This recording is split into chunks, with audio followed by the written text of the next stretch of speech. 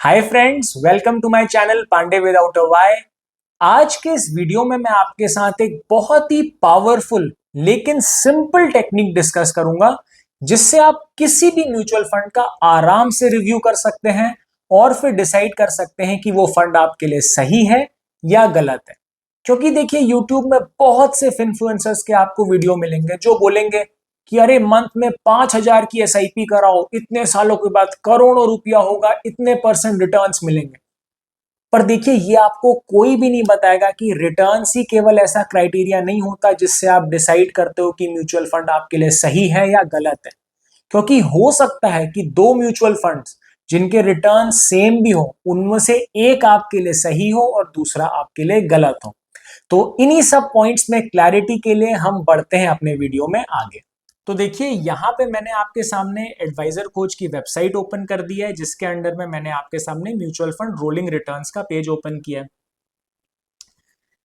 अगर आपने मेरे म्यूचुअल फंड रिव्यू वाले वीडियोस देखे उसमें आपने देखा होगा कि मैं म्यूचुअल फंड के एवरेज रोलिंग रिटर्न्स की काफी ज्यादा बात करता हूँ, क्योंकि एवरेज रोलिंग रिटर्न एक बहुत इंपॉर्टेंट मेट्रिक होता है म्यूचुअल फंड को कंपेयर करने के लिए। लेकिन मैं आपको यहाँ पे ये बताना चाह रहा हूँ, जब आप रोलिंग रिटर्न्स का ग्राफ देखते हो तो आप एवरेज रोलिंग रिटर्न के अलावा भी म्यूचुअल फंड के बारे में बहुत सारी चीजें पता कर सकते हो, जो आपको बहुत हेल्प करेंगी डिसाइड करने में कि कोई म्यूचुअल फंड आपके लिए सही है कि नहीं सही है।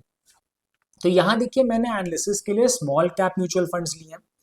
दो म्यूचुअल फंड उठाए हैं, एचडीएफसी का और क्वांट का, एचडीएफसी स्मॉल कैप फंड और quant small cap fund. Analysis का पीरियड मैंने स्टार्ट किया है 1 जनवरी 2013 से। कब तक? 25 अगस्त 2025 तक, यानी इन 12.5 सालों में मैंने एनालाइज किया इस फंड को। देखिए जितना ज्यादा ड्यूरेशन होता है उतना अच्छा एनालिसिस होता है, इसलिए मैंने लंबा टाइम फ्रेम लिया है। रोलिंग रिटर्न पीरियड मैंने 7 ईयर लिया। मैंने अज्यूम किया है कि कोई आदमी इन्वेस्टेड है वो 7 साल तक इन्वेस्टेड है फंड में। देखिए ये केवल मैंने आपकी अंडरस्टैंडिंग के लिए लिया है ताकि ग्राफ आपको अच्छे से समझ में आ जाए। वरना स्मॉल कैप कैटेगरी में अगर आप इन्वेस्ट कर रहे हो तो बेस्ट रिजल्ट्स के लिए 10 साल या उससे ऊपर आपको इन्वेस्टेड रहना चाहिए। बट यहाँ अंडरस्टैंडिंग के लिए, बेटर अंडरस्टैंडिंग के लिए मैंने 7 ईयर रोलिंग रिटर्न पीरियड लिया। तो अब हम नीचे इस ग्राफ में आ जाते हैं कि हमें इस ग्राफ से पता क्या चल रहा है। तो देखिए पहले तो आप ये समझ लीजिए कि जो ब्लू वाला ग्राफ है, जैसा आपको दिख रहा होगा, ये क्वांट स्मॉल कैप का ग्राफ है। जो येलो वाला ग्राफ है वो एचडीएफसी स्मॉल कैप का ग्राफ है। अब ये ग्राफ हमें बता क्या रहा है रोलिंग रिटर्न्स का? देखिए ये ग्राफ हमें ये बता रहा है कि 1 जनवरी 2013 से लेके 25 अगस्त 2025 तक जो ये 12.5 साल है, इन 12.5 सालों में जितने भी 7-7 साल के ड्यूरेशन आ रहे हैं उसमें इन दोनों फंड्स ने किसी भी इन्वेस्टर को एनुअलाइज रिटर्न कितना दिया। बहुत सिंपल तरीके से समझाता हूँ। जैसे इस 12.5 साल के पीरियड में 1 जनवरी 2013 से 25 अगस्त 2025 के बीच में एक 7 ईयर, बहुत सारे 7 ईयर ड्यूरेशन आएंगे, बहुत सारे। एक 7 ईयर ड्यूरेशन होगा, लेट से जैसा आपको स्क्रीन पे दिख रहा है, February 21 2013 से लेके February 21 2020। तो यहाँ पे हम क्या मान रहे हैं कि किसी एक इन्वेस्टर ने February 21 2013 को एक बार इन दोनों फंड्स में कुछ पैसा लगाया और 7 साल बाद यानी February 21 2020 को वो पैसा कितना हो गया, उसके बेसिस में उसे इन 7 साल में कितना एनुअलाइज रिटर्न मिला, वो हमें ये ग्राफ दिखाएंगे। जैसे आप देख सकते हैं क्वांट ने दिया 4.1% इन 7 साल में एनुअलाइज रिटर्न और एचडीएफसी ने दिया 15.89%। ठीक है, अब ऐसे बहुत 7 साल के पीरियड्स होंगे। मैं दूसरा देता हूं आपके अंडरस्टैंडिंग के लिए। लेटेस्ट से हम यहाँ पे आते हैं। किसी इन्वेस्टर ने मई 18 2014 को दोनों फंड्स में एक बार पैसा लगाया। तो मई 18 2021 मतलब मई 2014 से 7 साल बाद, मई 18 2014 से 7 साल बाद मई 18 2021 आते आते वो पैसे ने उसको इस 7 साल में कितने एनुअलाइज रिटर्न दिए वो हमको यहाँ पे दिख रहा है। क्वांट ने दिए 16.04, एचडीएफसी ने दिए 18.31। तो देखिए ऐसे 7-7 साल के बहुत सारे रिटर्न्स मिले होंगे हमें। उन सभी रिटर्न्स का जब हम एवरेज करते हैं तो हमको एवरेज रोलिंग रिटर्न मिल जाता है, जो कि आप यहाँ पे देख सकते हो। एचडीएफसी का 18.21, क्वांट का 18.40। अब आप ये सोच रहे हो कि मैंने ये दोनों फंड्स ही क्यों पिक किए। ये दोनों फंड्स मैंने पिक किए एक रीजन से। देखिए दोनों के रोलिंग रिटर्न्स ऑलमोस्ट आपको एवरेज सेम दिख रहे हैं, 18.21, 18.4, ठीक है। लेकिन जब आप ग्राफ देखेंगे, ठीक है, ये आप क्वांट का ग्राफ देखिए, नीला वाला, रोलिंग रिटर्न्स एवरेज दोनों के सेम।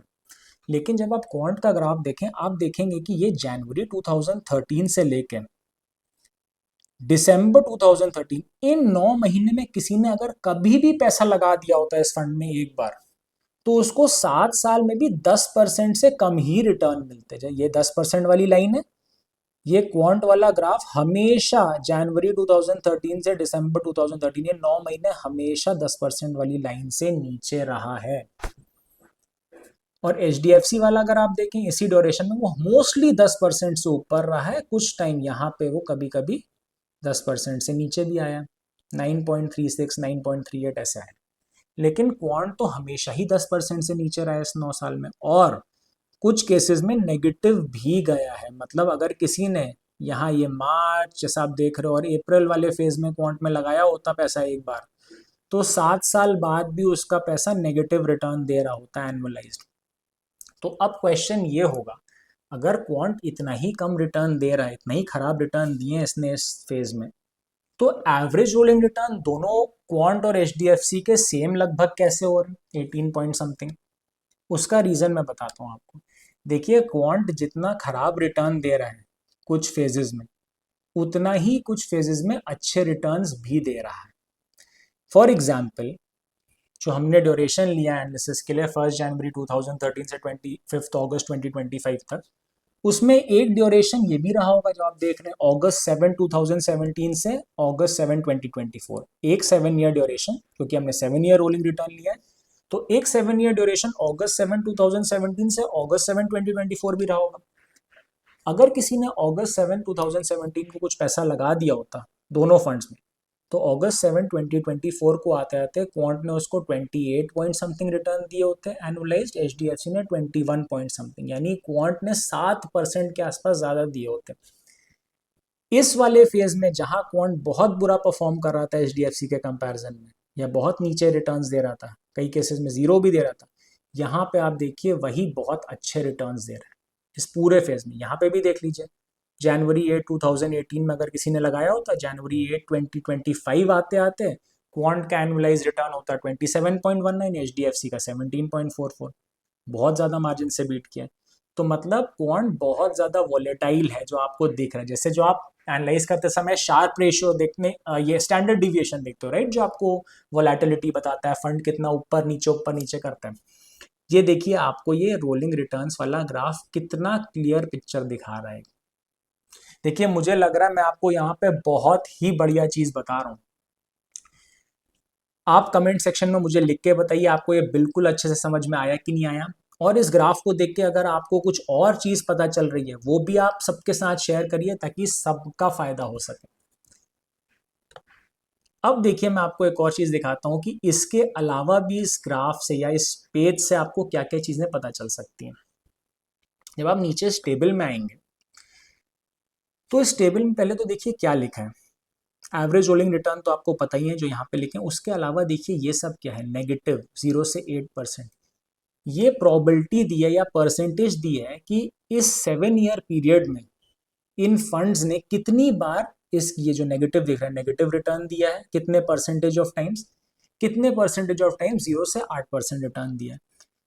तो जब आप HDFC को देखेंगे तो उसने नेगेटिव रिटर्न कभी भी 7 ईयर ड्यूरेशन में दिया ही नहीं है। जितना हमने ये 12.5 साल का पीरियड लिया है इसमें कोई भी आप 7 ईयर ड्यूरेशन ले लो, HDFC ने कभी नेगेटिव रिटर्न नहीं दिया है, 0% ऑफ द टाइम, जैसा आपको ग्राफ में दिख रहा है नेगेटिव रिटर्न दिया है, या इस टेबल में जैसा आपको दिख रहा है 0। और आप ग्राफ में भी देख सकते हो कि कभी भी ये नेगेटिव तो गया ही नहीं, हमेशा 10% या थोड़ा सा उससे नीचे गया। क्वांट लेकिन नेगेटिव गया है यहाँ पे, जैसा आप देख सकते हो। और ये आपको इस टेबल में भी दिखेगा कि क्वांट 3.33% टाइम्स नेगेटिव गया है। मतलब इन जितने भी 7 साल के ड्यूरेशन है इस टाइम फ्रेम में, इन 12.5 साल में, उसमें 3.33% ऑफ द टाइम्स क्वांट ने नेगेटिव रिटर्न भी दिए हैं। 0 से 8% मतलब कि देखिए HDFC ने 0 से 8% रिटर्न भी कभी नहीं दिया, मतलब HDFC ने हमेशा 8% से ऊपर रिटर्न दिए हैं सारे 7 ईयर ड्यूरेशन में। आपको दिख ही रहा है ये ग्राफ में। क्वांट ने जो है 10.5 10.5% of the times in 7 year duration में 8% से कम रिटर्न दिया है, 0 से 8% के बीच में रिटर्न दिए, ऐसा आपको इस टेबल से दिख रहा है। तो वो हमको यहाँ भी दिख रहा है, देखिए ये हम यहाँ आपको दिख रहा है, ये कोई यहाँ ये वाला पोर्शन करीब ये जो आपको दिख रहा है 10 से थोड़ा सा नीचे 8% वाली लाइन होगी, और क्वांट का ग्राफ उस लाइन से नीचे भी रहा है। अब एक बहुत इंटरेस्टिंग चीज मैं आपको और बताता हूँ। ग्रेटर देन 20% वाला जब आप टेबल देखेंगे तो आपको दिखेगा कि जो क्वांट का ग्राफ फंड है उसने 39.8% of the times in 7 year durations में 20% से ऊपर रिटर्न दिए, जो कि हमको यहाँ पे दिख रहा है, राइट। ये देखिए ये पूरा ग्राफ, ये 20% वाली लाइन है, नीला वाला क्वांट का ग्राफ है, कितनी बार इस 20% वाली लाइन के ऊपर रहा है नीला वाला ग्राफ। तो ये 40% ऑफ द टाइम्स 20% से ऊपर रिटर्न देता है आपको 7 ईयर रोलिंग रिटर्न। HDFC कितनी बार देता है? 28% बार। ये भी देता है कभी कभी 20% से ऊपर, ऐसी बात नहीं। ये देखिए ये वाला, ये 20% वाली लाइन है, ये येलो वाला ग्राफ HDFC का है, यहाँ पे इसने 20% से ऊपर दिए रिटर्न, लेकिन ये 28% बार ही है। क्वांट ने 40% के आसपास दिए हैं 20% से ऊपर रिटर्न। तो मतलब इससे आपको क्या समझ में आ रहा है? इससे आपको सिंपल चीजें क्या समझ में आ रही है कि क्वांट नीचे भी ज्यादा जाता है और ऊपर भी ज्यादा जाता है। तो जो आपको लोग बोलते हैं ना कि क्वांट बहुत वोलेटाइल होता है, वो आपको यहाँ पे एक्चुअली इमेज में दिख रहा है कि कैसे क्वांट के फंड्स वोलेटाइल होते हैं। तो अब आप इस ग्राफ से या इस अंडरस्टैंडिंग से आप क्या कंक्लूड कर सकते हो, मतलब आपको इससे क्या पता चलेगा? आपको इससे एक फंड का नेचर पता चल जाएगा। देखिए अगर आप केवल एवरेज रोलिंग रिटर्न्स देख के इन्वेस्ट करते हैं, 18%, दोनों के 18% है, लेकिन अगर आप इन्वेस्ट करते हैं तो आप अगर मान लीजिए थोड़े अग्रेसिव इन्वेस्टर नहीं हो, आपको चाहिए कि मेरा फंड थोड़े बहुत नेगेटिव रिटर्न या 5-6% खराब रिटर्न्स ना दे, तो आप फंस जाते। क्वांट में लगाते आप, कितना कभी नेगेटिव भी दे रहा है, इतने टाइम 10% से नीचे भी रहा है, ऊपर भी गया है, लेकिन नीचे भी उतना ही आया। तो ये सब चीज़ें देख के आप ये डिसाइड कर सकते हो कि आप इतनी वोलेटिलिटी के लिए बने हो कि नहीं बने हो, आपको कैसा फंड चाहिए। अगर आपका लेट से गोल 7 ईयर का है तो 7 ईयर पीरियड में आपको ऐसा फंड चाहिए कि नहीं चाहिए जो इतना अप डाउन कर रहा है। ये सब कुछ आप इस रोलिंग रिटर्न वाले ग्राफ से आराम से देख सकते हो। तो देखिए इस वीडियो में मैंने आपके साथ जो तरीका शेयर किया है उससे आप किसी भी म्यूचुअल फंड का बहुत ही डिटेल्ड तरीके से और बारीकी से एनालिसिस कर सकते हैं। उस फंड की आप छोटी से छोटी जानकारी, डिटेल्स भी पता कर सकते हैं। इससे आप वो वाली मिस्टेक्स अवॉइड करेंगे जो बहुत सारे इन्वेस्टर्स कर देते हैं, जिसकी वजह से लॉन्ग टर्म में वेल्थ क्रिएशन नहीं हो पाती है। इस वीडियो में मैंने आपके साथ कोई भी फाइनेंशियल एडवाइस या रिकमेंडेशन नहीं शेयर करी है। जो भी मैं आपको बता रहा हूं वो अपना पर्सनल व्यू बता रहा हूं और अपनी खुद की रिसर्च के थ्रू बता रहा हूं। मैं अपने आगे आने वाले वीडियोस में भी म्यूचुअल फंड के रिव्यू करूंगा, तो आप कमेंट सेक्शन में जरूर मुझे लिख के बताइए आपको किस म्यूचुअल फंड का रिव्यू कराना है, उसका मैं आपके लिए डिटेल्ड तरीके से एनालिसिस कर दूंगा। अगर आपको ये वीडियो पसंद आई हो, बिल्कुल समझ में आया हो, सब कुछ इंटरेस्टिंग और इन्फॉर्मेटिव लगी हो, वीडियो को लाइक कर दीजिएगा, शेयर कर दीजिएगा और कमेंट करना बिल्कुल मत भूलिएगा। उससे मुझे बहुत ज्यादा मोटिवेशन मिलती है इसी टाइप के वीडियोस बनाने की। चैनल को सब्सक्राइब कर दीजिएगा। रेगुलर अपडेट्स के लिए बेल आइकन को प्रेस करना बिल्कुल मत भूलिएगा। मैं आपसे मिलता हूं अगले वीडियो में, तब तक के लिए bye bye, take care, stay safe.